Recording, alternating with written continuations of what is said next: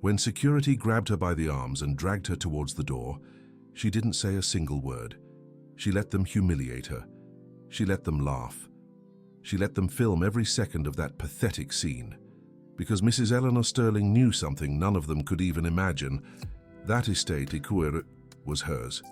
This is the story of a woman who decided to discover who the people around her really were. And what she uncovered that night changed everything. The party had started at 8 o'clock on a Saturday night in November. It was a celebration of Brittany Hayes' birthday, the manager of the largest estate in the city, Crestwood Manor, a 3,000 square foot property, with gardens that looked like they came straight out of a magazine, an Olympic-sized swimming pool, and an art collection valued at over $50 million. Brittany was 42 years old, perfectly straightened blonde hair, nails always painted blood red, and an ego that barely fit inside that mansion. She had been hired 3 months prior to manage the property, while the owner, a mysterious old woman that nobody knew much about, was supposedly traveling through Europe. What Brittany didn't know was that the owner had never traveled. What Brittany didn't know was that the owner had been watching for 3 months. What Brittany didn't know was that tonight, the owner was going to appear, but not in the way anyone expected. The guests started arriving around 9, men in suits and women in long gowns, businessmen, lawyers, doctors, the city's elite. All had received personalized invitations to Mrs. Brittany Hayes' party at Crestwood Manor. Nobody questioned that a simple manager was throwing such a lavish party. Nobody asked if the owner had authorized it. Nobody seemed to remember that Brittany was just an employee, and that was exactly the test Eleanor needed. Mrs. Eleanor Sterling was 68 years old.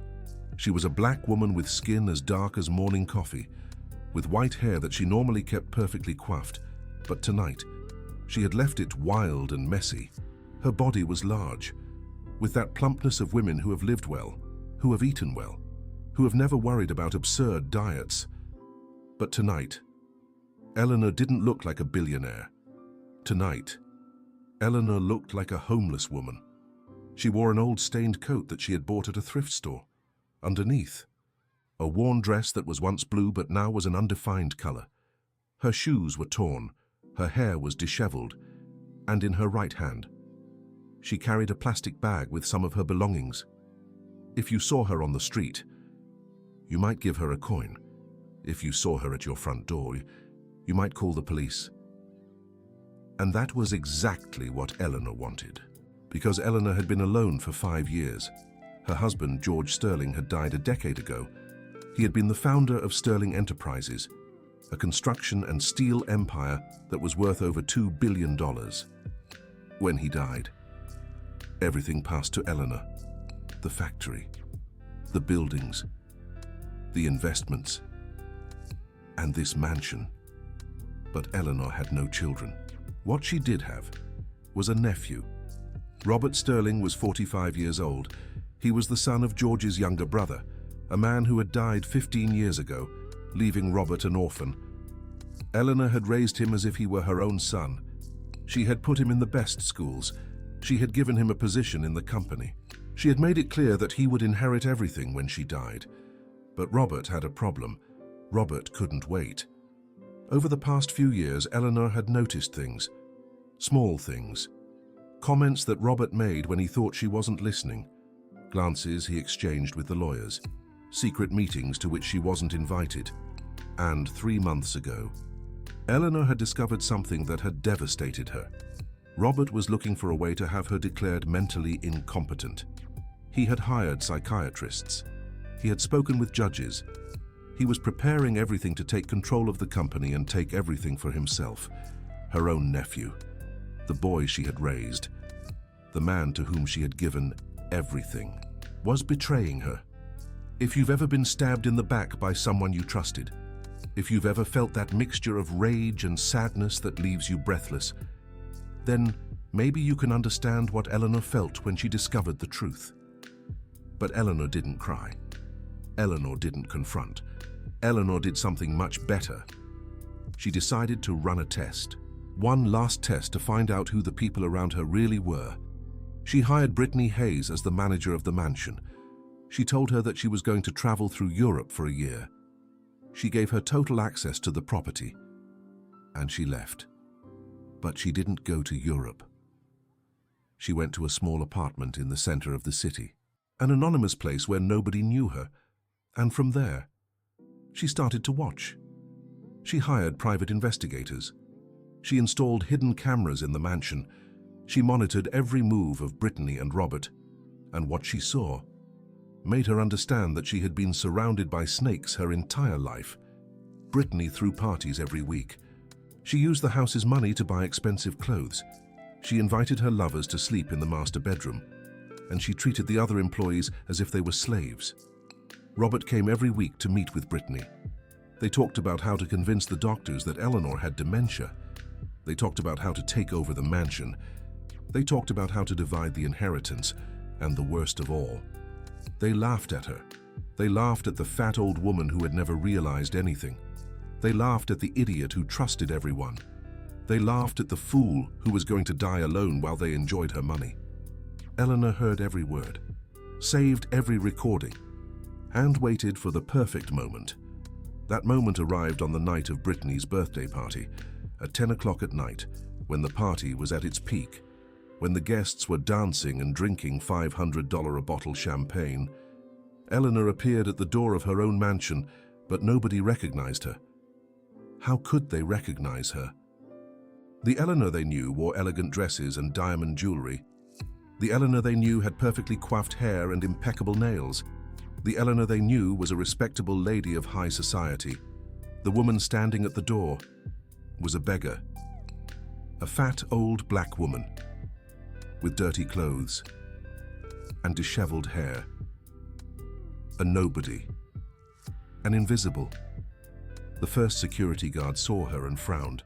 "Hey lady, what are you doing here? This is a private party." Eleanor didn't respond. She just walked towards the entrance. "I'm talking to you. This isn't a homeless shelter. Get out of here before I call the police." Mrs. Eleanor kept walking. The guard grabbed her arm, and at that moment, the front door swung open. Brittany Hayes appeared in all her glory, a tight red dress, 6-inch heels, champagne flute in hand, and the smile of someone who thought she owned the world. "What's going on here?" The guard pointed at Mrs. Eleanor.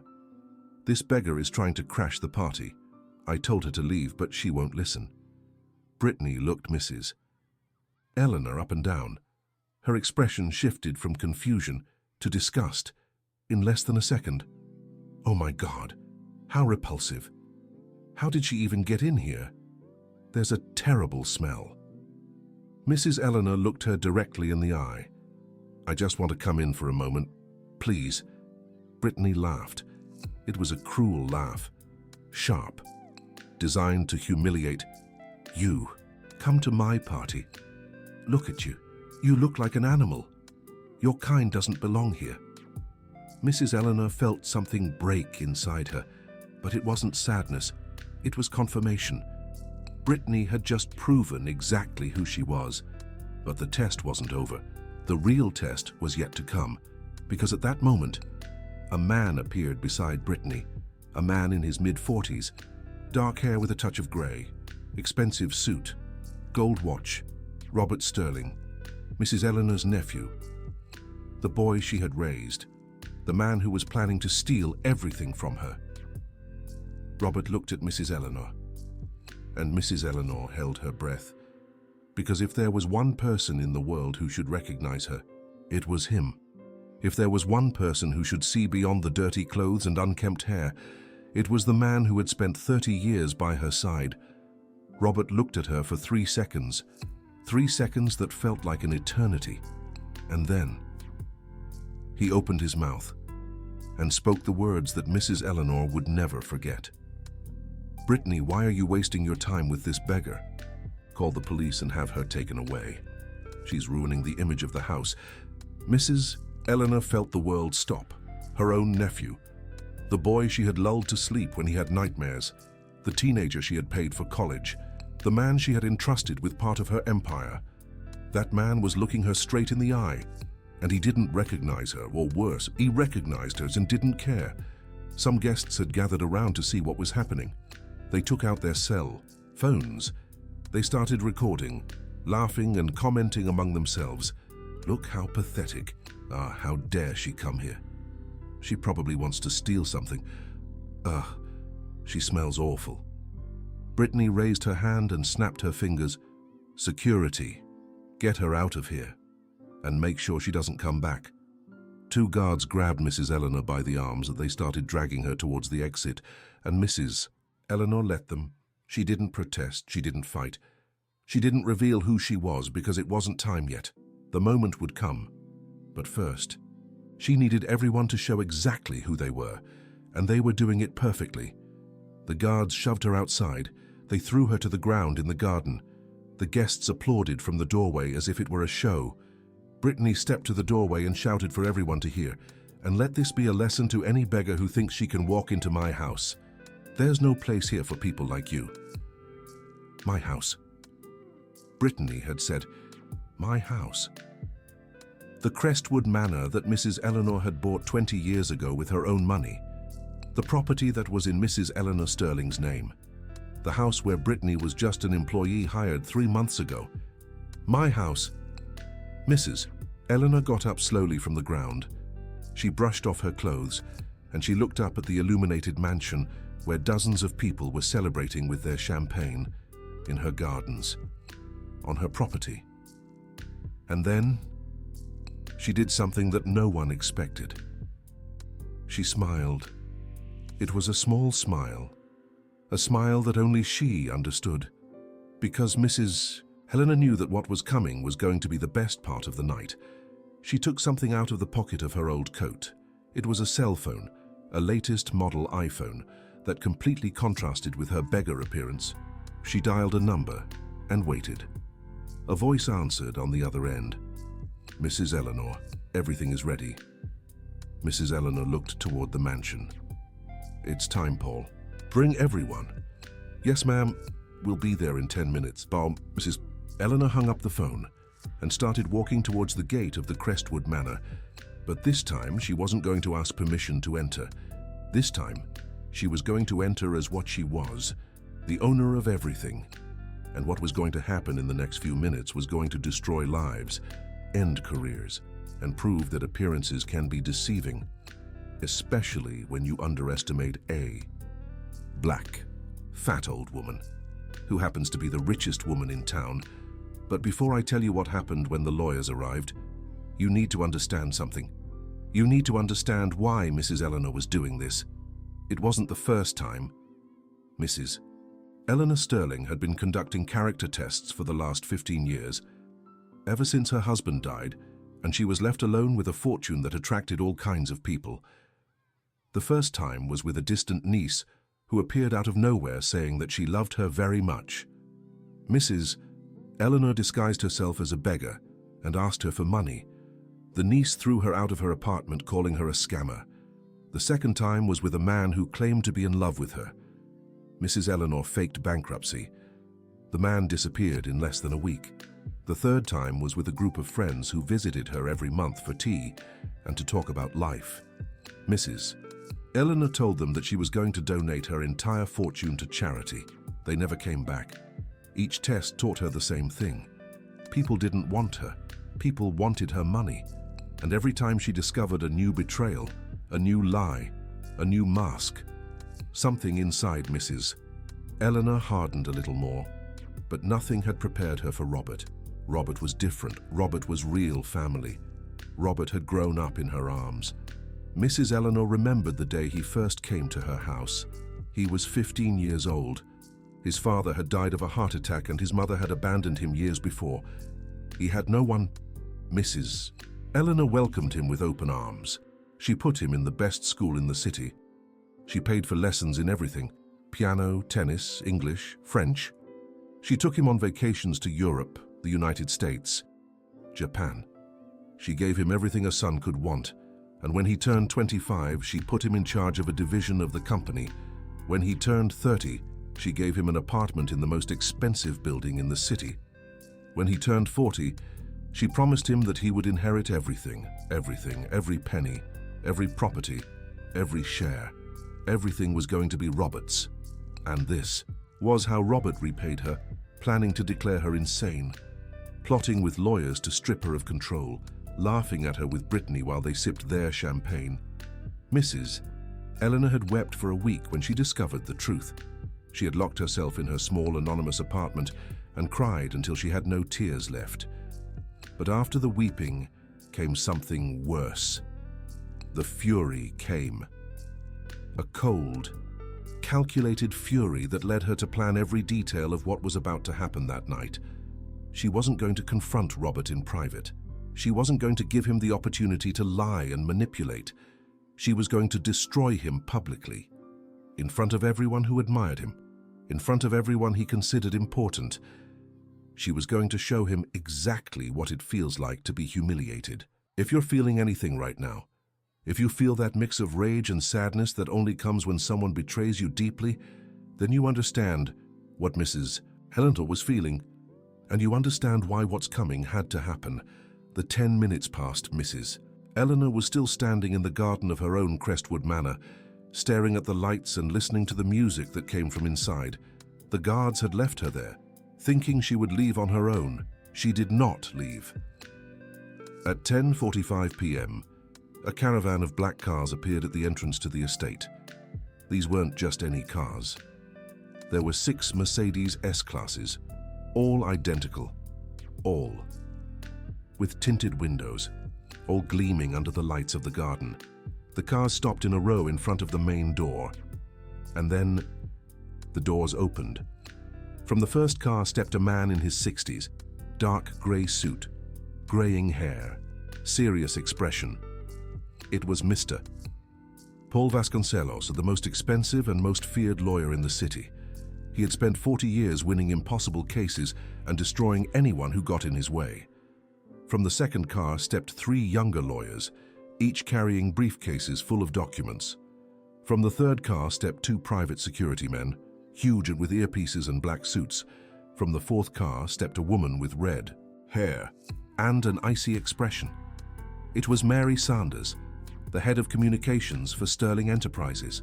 She held a tablet in her hand and a smile that promised destruction. From the fifth car stepped 2 journalists with cameras. And from the 6th car, no one stepped out. Not yet. The party guards saw the caravan and froze.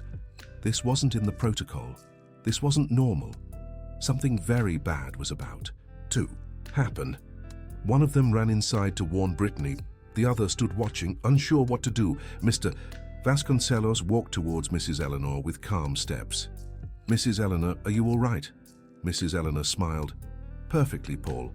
You arrived just in time. I saw the videos in real time. My assistants were monitoring everything.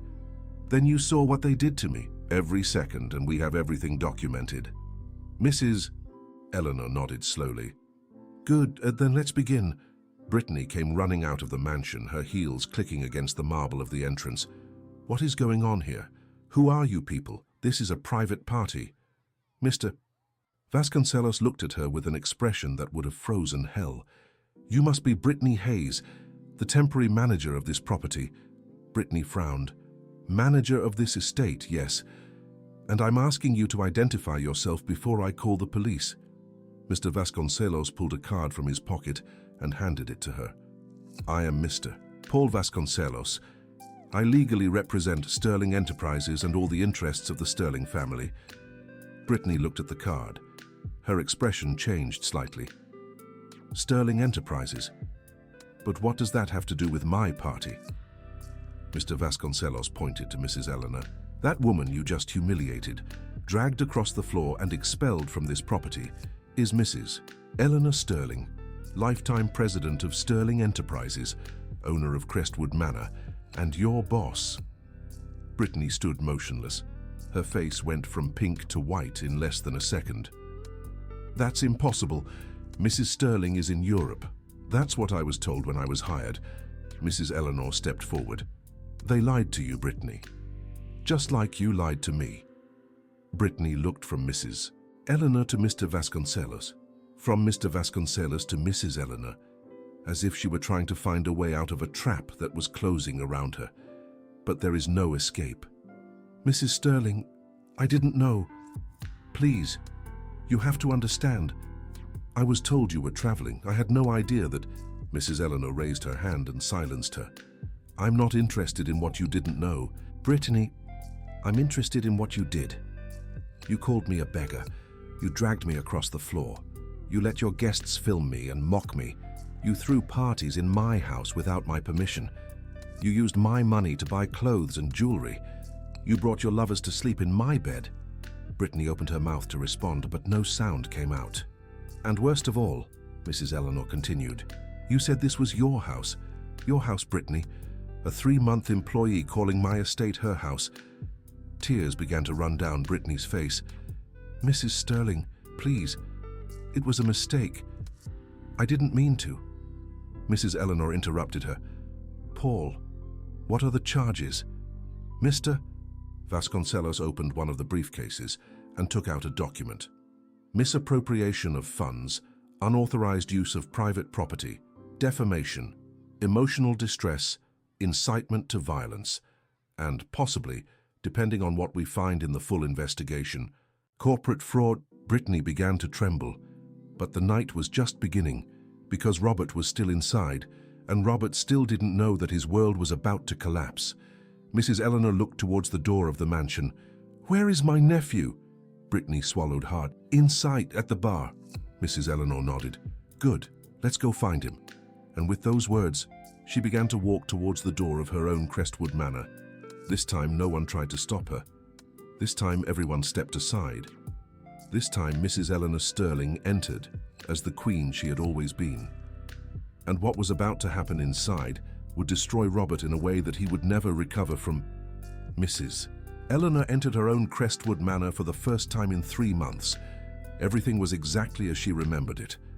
The Italian marble floors, the original paintings by American artists, the sculptures that her husband had collected for decades, the crystal chandeliers that cost more than what most people earn in their entire lives. But now, everything was filled with strangers. People who were drinking her champagne, people who were dancing in her living room, people who were touching her artwork with dirty hands, people who had no right to be there. When Mrs. Eleanor appeared in the main hall, the music stopped. Not literally, and the DJ kept playing, but it was as if time itself froze for everyone there. First, they stared at her, in utter confusion. Who was this old woman? In beggar's clothes? Why had she barged in? Why hadn't the guards thrown her out? And then, they saw the lawyers behind her, and Brittany, pale as a ghost, following at a distance. And they understood that something terrible was about to happen. Mrs. Eleanor scanned the crowd until she found what she was looking for. Robert was at the bar, a glass of whiskey in his hand, chatting with a young woman who clearly wasn't his wife. He had that arrogant smirk that Mrs. Eleanor had seen so many times before, that smile of someone who believes the world belongs to them. Mrs. Eleanor walked towards him. The crowd parted before her, like the Red Sea for Moses. Robert saw her approaching.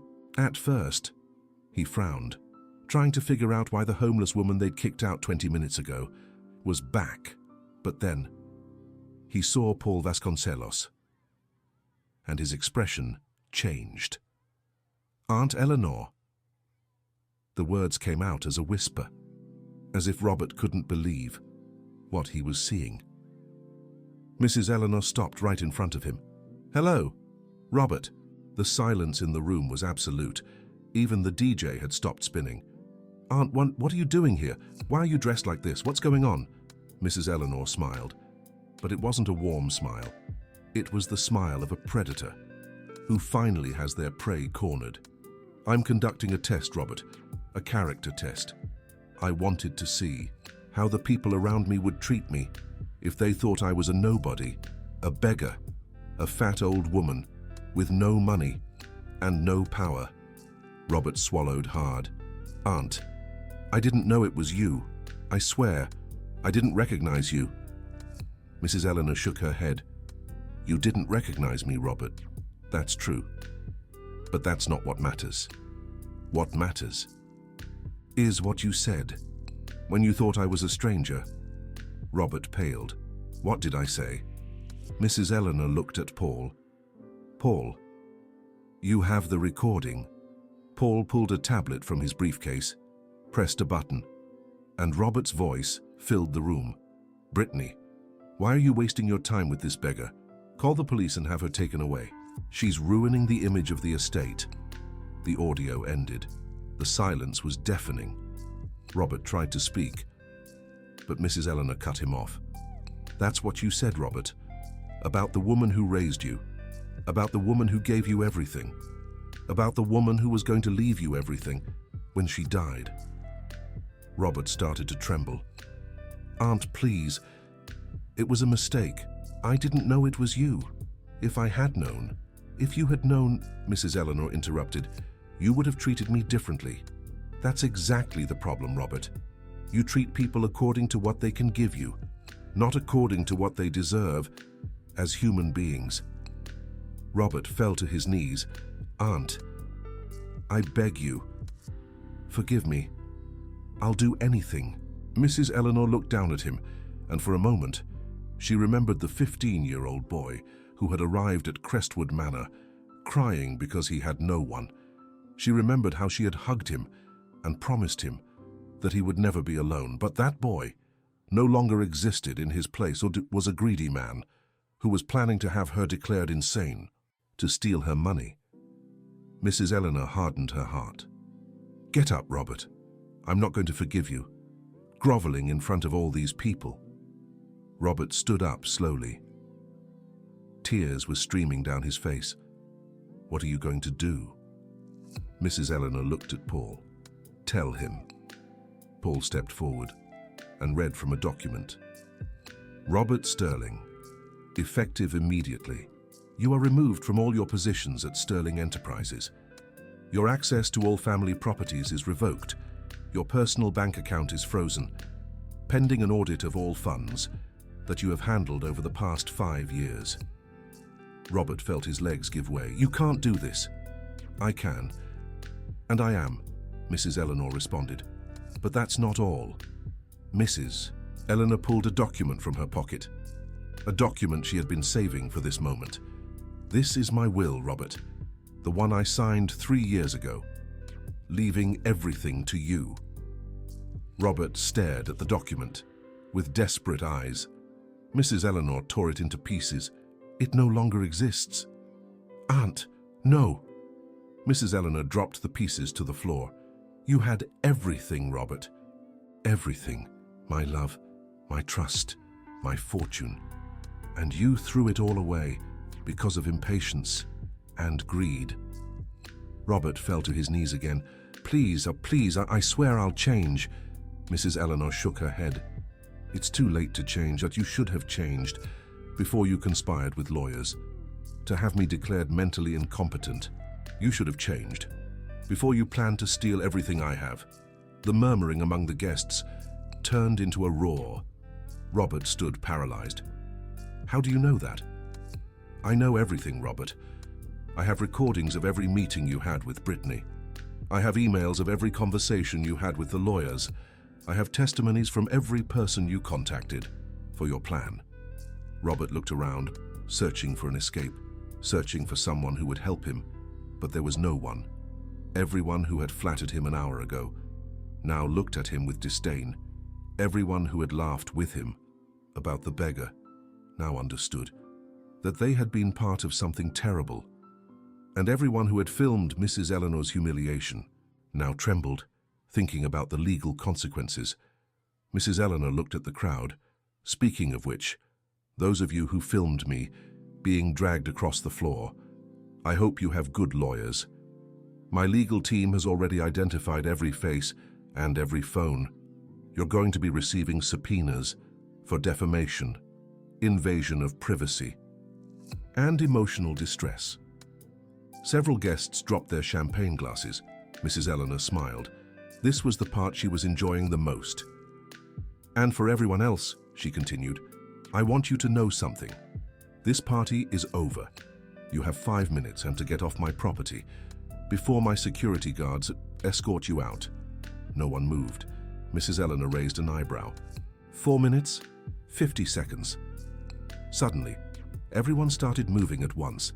It was a chaotic exodus of elegant dresses and expensive suits running towards the exit, like rats abandoning a sinking ship. In less than 3 minutes, the room was empty. Only Mrs. Eleanor, her lawyers, Brittany, and Robert remained, and the journalists, who were still recording everything.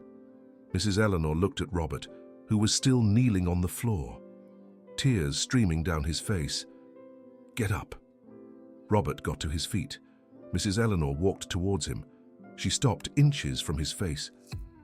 "I'm going to tell you something, and I want you to remember it for the rest of your life." Robert didn't respond. "I loved you, Robert. I loved you, like a son. When you lost your father, I swore that I would never let you be alone, that I would always be there for you. That would give you everything you could possibly need." Tears streamed down Robert's face. "And I did. I gave you everything, and you repaid me by plotting to steal from me and lock me away in an insane asylum." Robert opened his mouth to speak, but Eleanor silenced him with a gesture. "I don't want your excuses. I don't want your apologies. I want nothing from you. From this moment on, Robert Sterling, you are no longer my nephew. You are no longer part of my family. You do not exist to me. Aunt Eleanor, please." Eleanor turned away. "Goodbye, Robert." And she began to walk toward the door. Robert tried to follow her, but the security guard stopped him. Aunt Eleanor, please, don't do this to me. I'm your only family. You have no one else." Eleanor paused. She turned around slowly. She looked at Robert with an expression he would never forget. "You're right, Robert. I have no one else. But I would rather be alone than surrounded by snakes." And with those words, Eleanor Sterling walked out of her own estate. Crestwood Manor. Behind her lay the wreckage of a destroyed party, a ruined manager, and a nephew who had just lost everything. If you didn't feel chills with this, if you didn't feel satisfaction watching karma work in real time, then maybe you don't understand what it means to be betrayed by someone you loved. But if you felt something, if your heart beat faster when Eleanor tore up that will, if you felt that justice was finally served, then you understand why this story had to be told. Because the world is full of people who judge others by their appearance. The world is full of people who only respect those with visible power. The world is full of people who treat the poor like trash and the rich like gods. And every once in a while, the world needs a reminder that appearances can be deceiving. That the person who looks like a beggar could be a billionaire. That the person who seems weak could be the strongest in the room. That the person you underestimate may be the one with the power to destroy you. Eleanor Sterling gave them that reminder that night. And what happened next was something no one expected. The consequences started to arrive the very next day, by 8 in the morning. The videos from the party were everywhere, not the videos that the guests had recorded making fun of Eleanor. Those had been deleted in panic overnight. The videos circulating were different. The videos from the journalists that Eleanor had brought, videos showing the manager humiliating an elderly woman, videos showing the nephew calling his own aunt a homeless woman, videos showing dozens of wealthy people laughing at a woman for her appearance, and videos showing the exact moment when everyone discovered that that elderly woman was the billionaire owner of it all. The hashtag became a worldwide trend in less than 3 hours. The comments were brutal. Well-deserved, instant karma. "That's how it's done, Mrs. Eleanor. Let them all rot. This is what happens when you underestimate someone." The media went crazy. Everyone wanted to interview Eleanor. Everyone wanted to know more about the billionaire who had destroyed her own family for humiliating her. But Eleanor didn't speak to anyone. She didn't need to. The story told itself.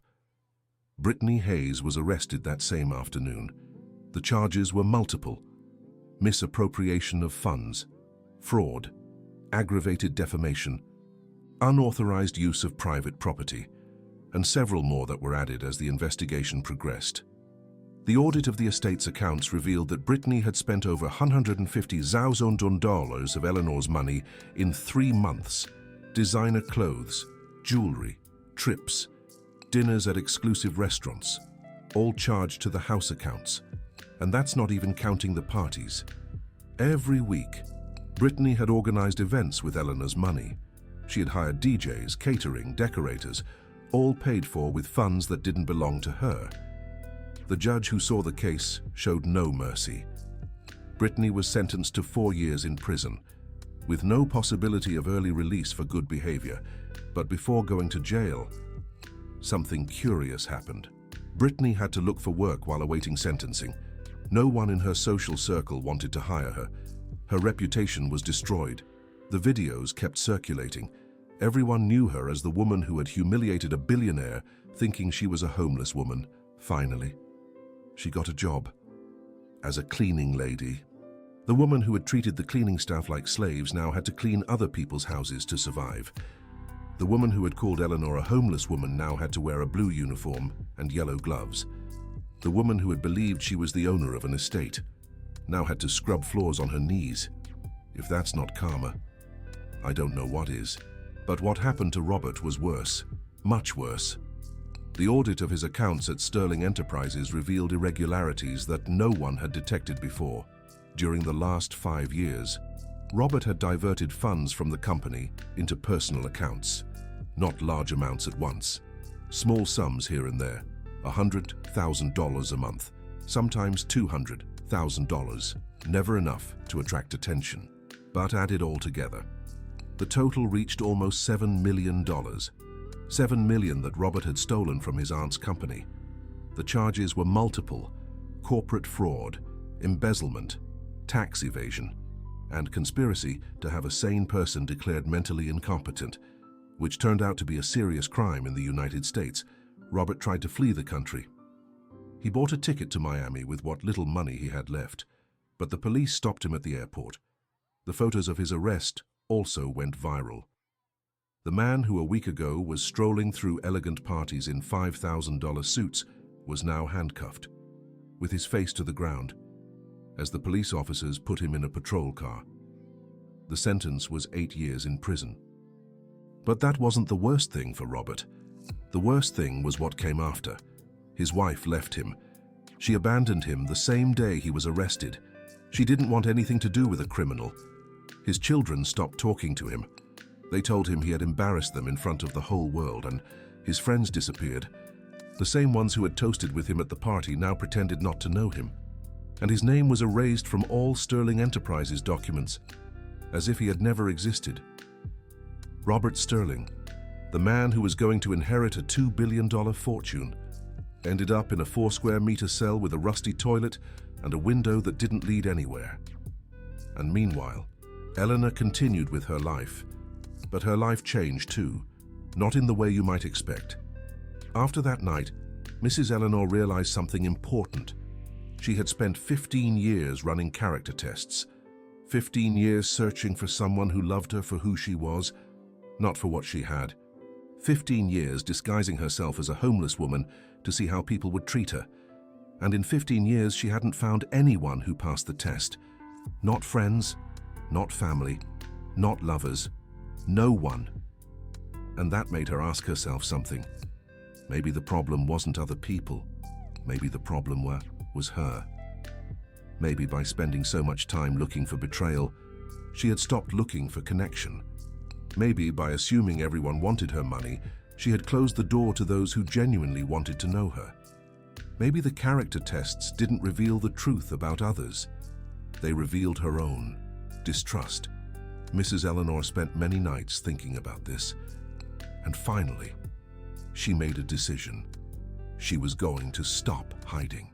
She was going to stop disguising herself. She was going to stop assuming the worst of people. And for the first time in 15 years, she was going to try to trust someone. 3 months after the party, Mrs. Eleanor did something that surprised everyone. She founded a charity.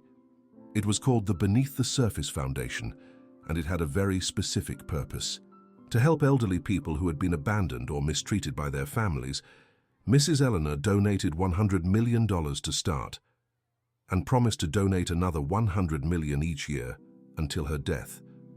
But she didn't just donate money, she got involved, personally. Every week, Mrs. Eleanor visited nursing homes. She talked to people who had been forgotten by the world. She listened to their stories. She held their hands. She reminded them that they were not alone. And something curious began to happen. Mrs. Eleanor began to find what she had been searching for her whole life: genuine connection, unconditional love. People who loved her, not for her money, but for her time, her attention, her presence. People who didn't know she was a billionaire. People who only saw a kind old woman who visited them every week. People who finally gave Mrs. Eleanor what she had been searching for 15 years: acceptance. A year after the party, something else happened. Mrs. Eleanor received a letter. It was from Robert. From prison, her former nephew was writing to her, begging for forgiveness. He told her how he had changed, how prison had made him reflect, how he regretted everything he had done. He asked for a second chance. Mrs. Eleanor read the letter 3 times, and then she put it in a drawer. She didn't answer it, not because she couldn't forgive, but because some things cannot be undone. Some betrayals are too deep. Some bridges, once burned, cannot be rebuilt. Robert had had 30 years to prove who he was, and he had chosen greed over love. He had chosen money over family. He had chosen betrayal over loyalty. And now he had to live with the consequences. Mrs. Eleanor moved on. She continued working with her foundation.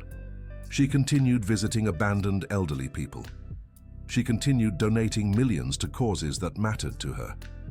And she continued living alone in Crestwood Manor.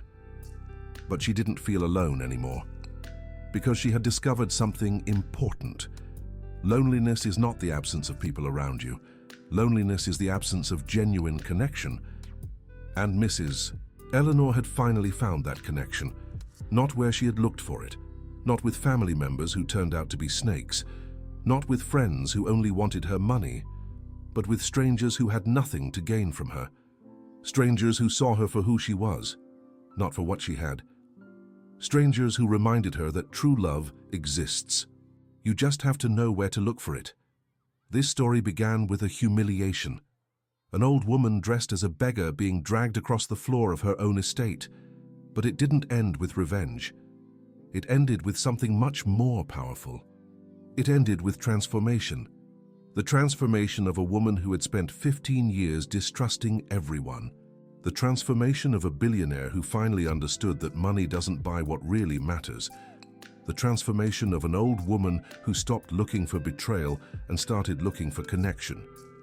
And if you made it this far, if you listened to every word of this story, I want you to take something away. Don't judge people by their appearance. Don't assume you know who someone is just by looking at them. Don't treat someone differently because they seem rich or because they seem poor. Because you never know who is really in front of you. You never know what power the person you're underestimating has. You never know if the homeless woman you're humiliating is actually the owner of everything. But more important than that, treat everyone with dignity, not because they might have hidden power, not because they can destroy you if you offend them, but because it's the right thing to do, because all human beings deserve respect, because the way you treat those you think can't give you anything says everything about who you really are. Brittany learned it the hard way. Robert learned it the hard way. All the guests at that party learned it the hard way. But you don't have to learn it like that. You can choose right now to be different. You can choose to see people for who they are, not for how they look. You can choose to treat everyone with the same respect, regardless of their appearance. You can choose to be the person Mrs. Eleanor searched for 15 years and never found. Or you can be like Brittany and Robert. You can judge. You can humiliate. You can mock those you think are less than you. And you can wait for karma to come looking for you, because it always does. Maybe not today and maybe not tomorrow, but it always comes. And when it comes, you're going to remember this story. You're going to remember the old black woman who was dragged across the floor, You're going to remember the homeless woman who turned out to be a billionaire, and you're going to wish you had chosen differently. This story is over, but yours continues. How do you want it to be remembered?